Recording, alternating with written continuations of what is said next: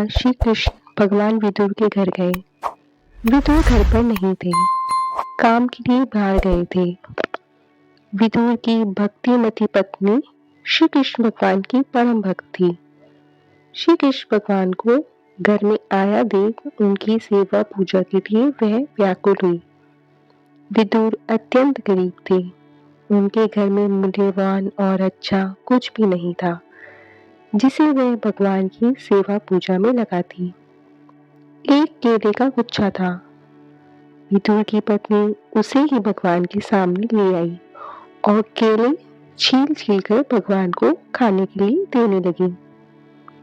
विदुर की पत्नी केले फेंक देती और केले का छिलका भगवान के मुंह में दे देती। भगवान छिलका ही खा लेते।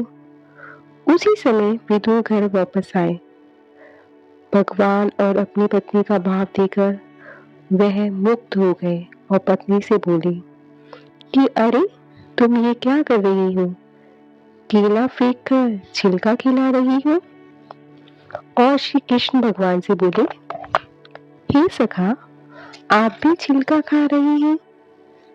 श्री भगवान हंसकर बोले, नहीं नहीं सखा, हम केले का छिलका नहीं, हमारी सखी की प्रीति खा रहे हैं। सखा विदुर, जो प्रेम प्रीति इंद्रिय रहित होता है, वह प्रेम मुझे अत्यंत प्रिय होता है। जो प्रेम इंद्रियों से युक्त है अर्थात इंद्रियों सहित है, उससे मुझे प्यार नहीं है। देखो सखा, हमारी सखी का भाव देखो। हस्त कर्मेंद्रिया है, उसको मालूम नहीं कौन सा केला है कौन सा छिलका। चक्षु ज्ञानेंद्रिया है, उसको भी मालूम नहीं सखी की इंद्रिया कहाँ गई, यही थी, परंतु इंद्रिया प्रीति से प्रेम से एकदम मुक्त हो गई थी। उन्हें पता ही नहीं चला कि कौन सा केला है और कौन सा छिलका। विदुर बोले, हे सखा, तुमने क्यों छिलका खा लिया? तुम्हारी सखी को क्या होश नहीं कराया?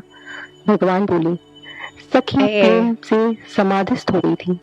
उसकी 5 ज्ञानेंद्रिया, 5 कर्मेंद्रिया, मन, ये सभी एकादश इंद्रिया प्रेम से एकदम मुक्त हो गई। सखी की इंद्रिया रहित प्रीति देखकर हमने भी मुक्त होकर केले का छिलका खा लिया, सखी को होश नहीं कराया। इस दृष्टांत से हमें यह ज्ञात होता है, भगवान प्रेम और भक्ति की वश में है।